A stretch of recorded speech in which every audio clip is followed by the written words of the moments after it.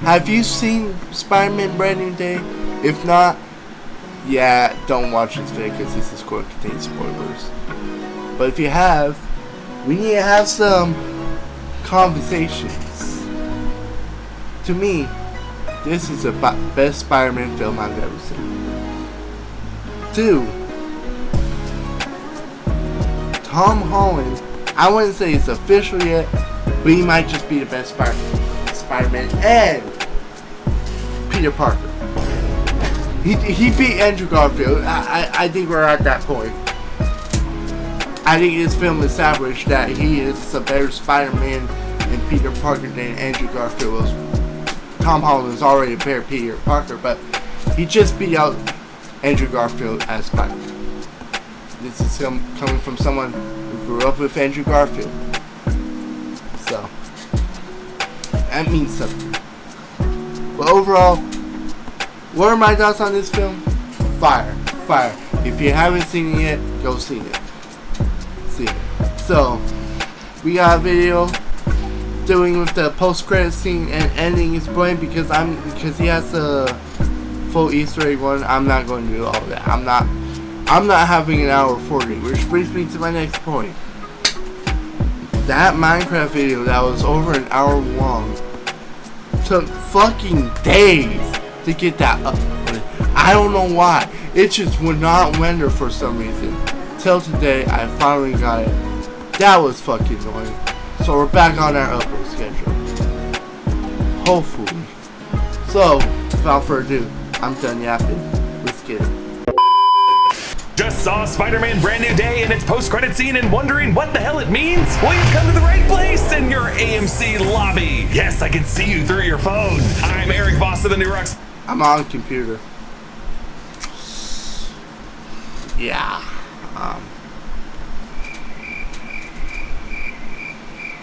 I'm on the computer. This is awkward. Stars channel, and this is an explanation of the ending, post-credit scene, and big reveal of Spider-Man Brand New Day. Spoiler! It's an explanation of the ending, post-credit scene, and big reveal. Once again, if you haven't seen the movie yet, don't watch the video. See the movie first, then come and watch. But if you have seen this, we overthought about this thing. We overthought about this. They knew what they was doing, bro. Of Spider-Man Brand New Day. Spoilers ahead in this video. Please stop watching until you have seen the movie. I'm going to be spoiling both what happens in the main movie's runtime and the post-credit scene that says the future Marvel titles. Before I get into all this, yes, I am wearing our Who's Who design available at our merch store, nerdriot.shop. Huge thanks to our viewer, Natty Ninja, who got this shirt for himself and his family. We always love it when our viewers post selfies wearing our gear and tag us. You do it too, and we'll shout you out. Okay, one final spoiler warning for both the post-credit scene and the movie. Actually, if you just want to get to the post-credit scene, you can skip to the next chapter. Alright, yes, Sadie Sink does play Jean Grey in this. I ain't gonna lie, I haven't really seen X-Men movies, so I'm like, who's this Jean Grey character supposed to be? Comments. So I looked up Jean Grey, and I'm like, oh, she's that girl from that X-Men movie, Phoenix.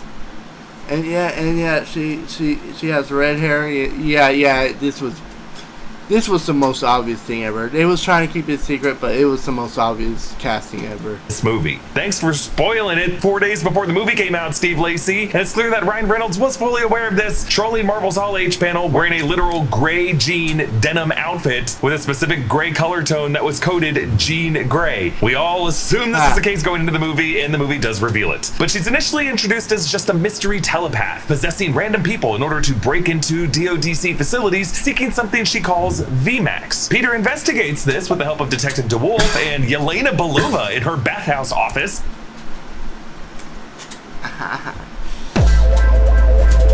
Lord have mercy. When this telepath tries to break into Peter's mind, the memory of Aunt May from right after May found out Peter was Spider-Man, which was the final scene of Spider-Man Homecoming, causes Peter's emotions to spike. That, plus learning MJ has a new boyfriend, triggers a kind of spider puberty where Peter's arachnid DNA takes over, he gets heightened senses and strength, and gets organic webbing coming out of his wrists, causing him to chaotically spew webbing everywhere, like a farm webbing coming out of his wrists, causing... That was disgusting. Into chaotically spew webbing everywhere, like a far messier version of Peter 2 that we saw in the first Spider-Man movies. Terrified of this monstrous form he's becoming, Peter goes to Bruce Banner to ask how to suppress his DNA, something Bruce warns Peter about as being unnatural if used universally. The telepath figures out who Peter is and tells him to stay out of her way. Peter figures out this telepath needs to be within a certain range to jump into her next body, so he ends up stranding her in a webbed up helicopter. But the telepath gets into MJ's mind and tricks. Okay, I only have like only a few problems in this movie.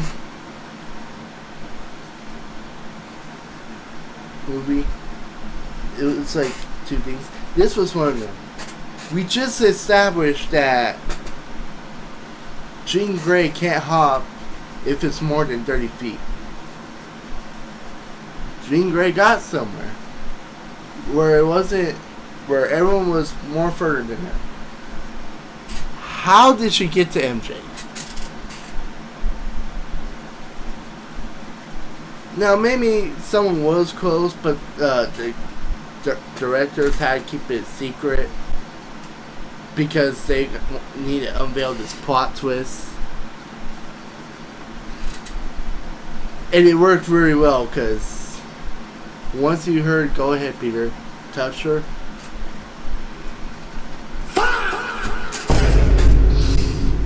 Jesus Christ.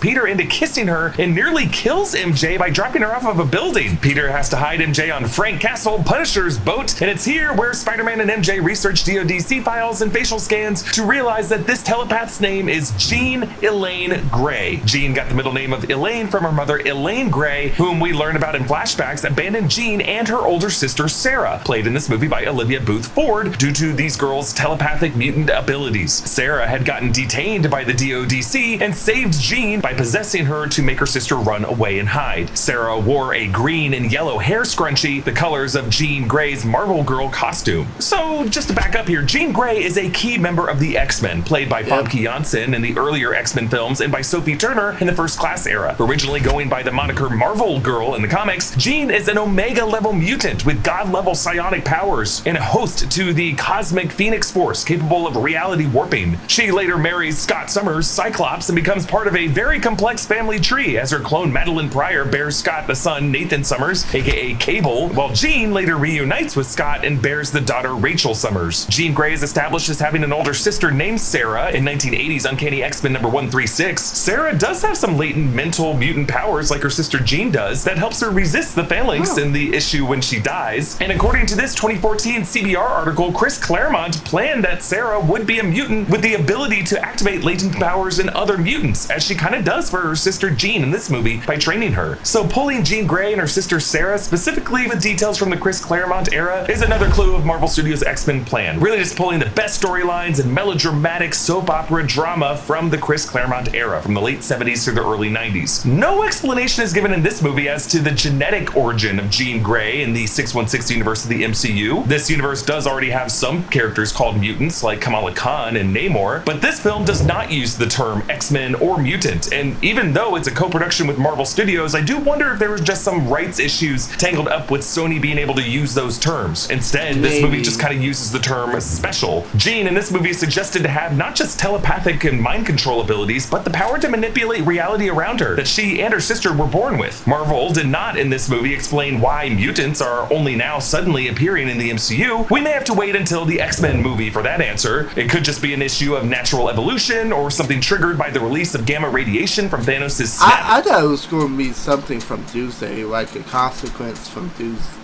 Doomsday, but since they're already appearing, I guess that's out of the way. Of the Infinity Stones, Cindy Moon does appear in the lecture hall in this movie asking Professor Bruce Banner about snap logic. We are expecting Marvel Studios to announce their X-Men cast and plans, perhaps at D23 in August. What's crazy though is that Jean does commit murder in this movie, both attempted murder by trying to throw people off of buildings and walking one man directly into traffic and getting wiped out by a taxi. And yes, she does hijack MJ's body to cruelly trick Peter into kissing her, which really is assault in 2 ways. And this is all before Yeah, I was thinking about too.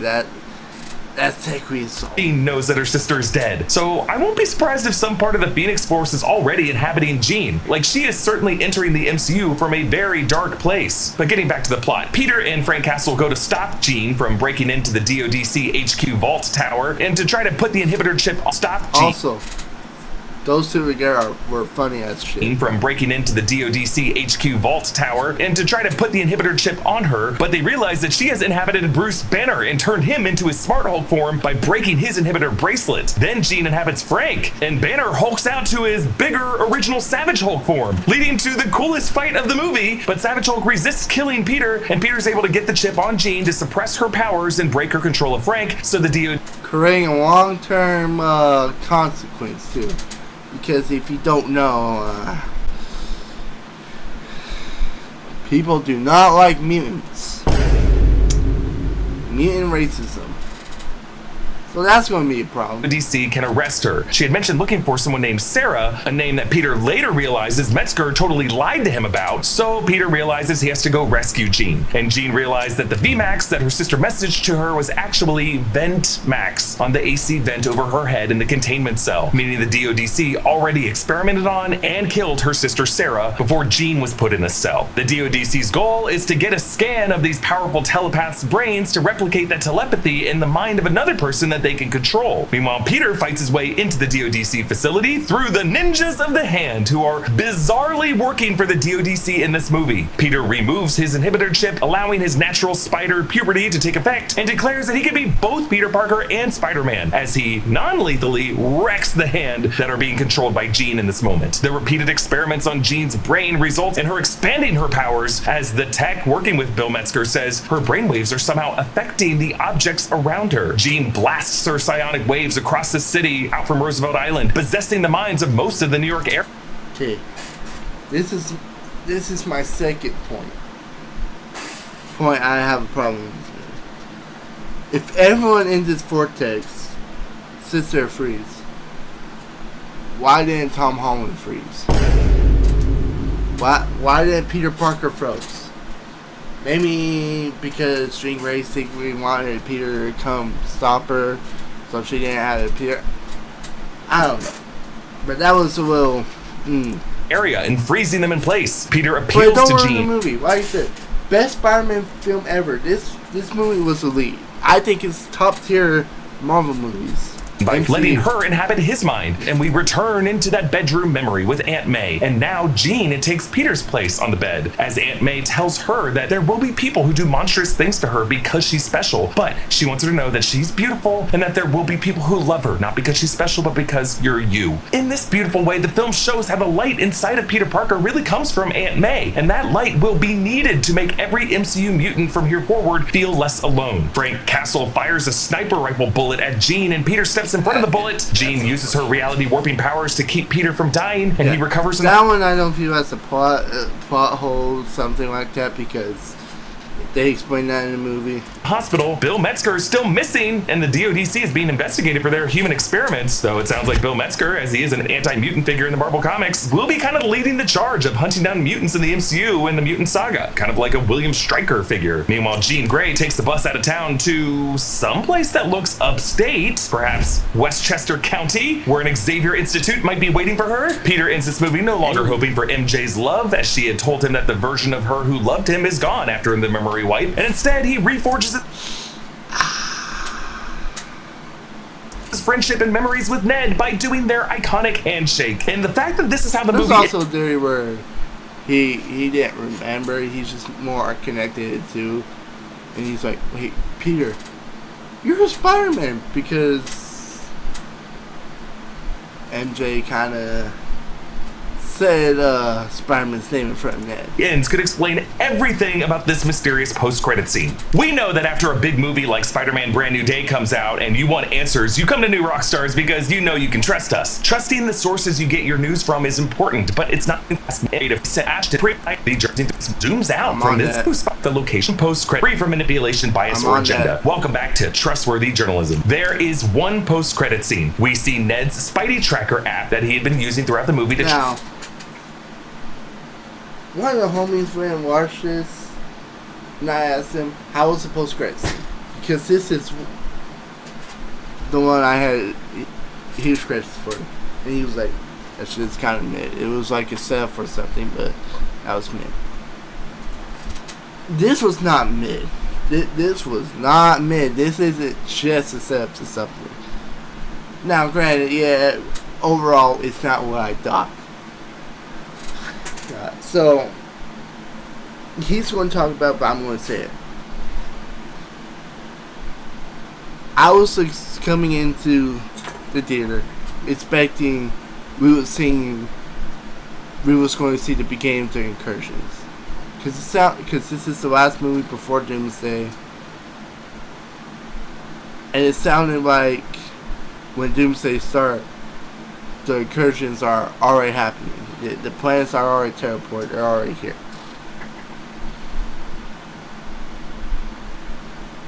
The only time we heard about that is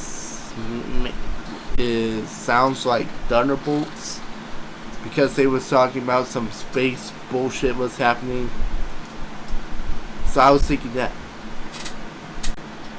I think I might have been right, because after seeing this, it's just not how I expected it to be. Which leaves to the options. Either this is Peter Parker getting transported to Battleworld, or it's been a theory that sounded like a stretch at first, but every day it's more and more. It has more and more support. It could be Tobey Maguire's Spider-Man. That's what it could be. Or just a random ass Spider-Man. So it's either Peter getting transported to Battleworld, or Tobey Maguire's Spider-Man. Which will be huge. Track the locations of Spider-Man. We see a pin on a block in Queens, and the app's voice says, "New Spider-Man sighting. Location unknown." It continues repeating that as the screen zooms out from this digital version of Earth, keeping that pin of our Spider-Man's location on that same block in Queens, but then the screen moves past the moon as foreboding music plays, and there's a red-tinted glitch on the screen, and then a multicolored glitch, and then a new pin appears floating in the stars, and we hear that voice say, "Location found." And the pin continues to beep more rapidly, and then on screen, Spider-Man will return, but it does not say where or when or which Spider-Man. So what does this mean? I see 3 explanations, and they all have to do with the events of Avengers Doomsday and Avengers Secret Wars, which will feature Robert Downey Jr. playing Victor Von Doom in an adaptation of Jonathan Hickman's Time Runs Out and Secret Wars storyline, in which incursions, aka rifts between realities in the multiverse, cause alternate Earths to collide with each other in space. As of the Thunderbolts post-credit scene, those alternate Earths are already appearing in space. That's what I said. It's already happening before this movie came out. I'm assuming Brand New Day took place after Thunderbolts, New Avengers, and before this post-credit scene. The proximity of our planet. And in the Doomsday trailer, we can see these Marvel heroes from different realities all fretting about these 3 Earths being on a collision course with each other. Doom's plan seems to be to use these broken fragments of these 3 Earths to piece together a new world that he will call Battleworld. As of this taping, Tom Holland has not yet been confirmed to appear in Avengers Doomsday, but he is expected to appear at least in Secret Wars, if not also in the movie before it. Meanwhile, Sadie Sink's Jean Grey has been confirmed to return in Avengers Secret Wars. So what is this Spidey tracker telling us? Theory 1. Our Peter Parker got abducted via Dr. Doom's magic and teleported into Battleworld as it is forming in space near our Earth. Note that throughout the movie, the tracker does leave pins for past locations as it identifies new locations. So this could suggest that Peter has teleported from Queens to this newly forming Battleworld, and he will return either at the end of Doomsday or in Secret Wars. Theory 2. The glitching on this screen does remind me of the recurring glitching effect of Sony's animated Spider-Verse franchise. I've seen some people say, guys, it's not that simple. You see the glitch? It's Miles Morales, which, as cool as it would be, Kevin Feige did say he can't do Miles Morales until Into the Spider-Verse is done. which means he's not going to be in Doomsday. Maybe in Secret Wars, whoever comes out first, maybe then. But not in Doomsday. A New Day is, after all, a Sony movie, and maybe they're setting up their next Spider-Man release, June 2027, Spider-Man Beyond the Spider-Verse. And what we see here on the Spidey tracker could be one of the countless Spider variants who arrived in this universe somewhere in space. Theory number 3. This is the theory I like the best. Ned's tracker has located another Peter from another Earth, and that Earth has now appeared in nearby space, approaching via an incursion. Remember, Spider-Man No Way Home established that Ned Leeds has some sorcerer abilities. He was able to operate a sling ring portal with no training, and he opened that portal to 2 other Peters. At the end of this movie, the memory wipe spell seems to drop based on the muscle memory of a handshake, when for MJ, even reading Peter's full letter to her did not refill her mind with any actual memories. Ned, based on the look on his face, does seem to fully remember Peter in this final shot. He's either putting two together, or he actually does remember.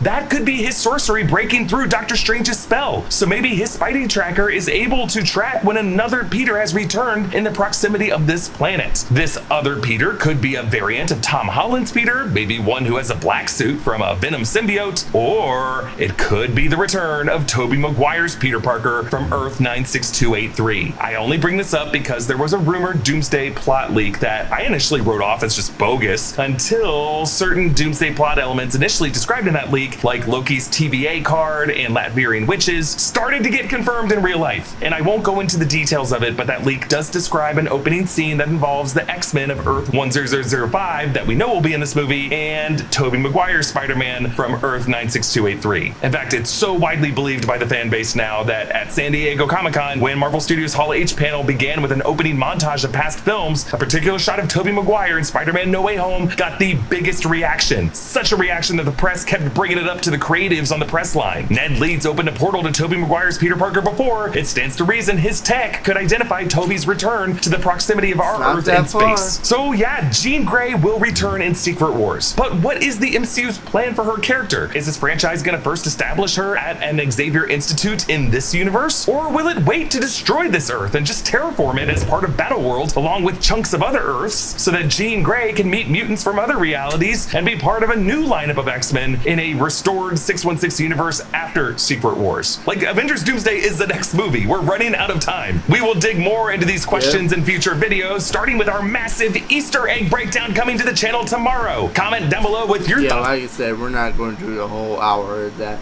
Anyways, shout out to New Rockstars. I think every time a huge Marvel movie, if y'all want to see something like that drop, let me know in the comments down below. We will be doing this when Doomsday drops, because it's fucking Doomsday, the biggest Marvel movie since fucking Endgame. So that would be cool. So let me know in the comments down below if you want to see more of these movie recaps. I'm down to do some. But without further ado, I'll see y'all later. Peace.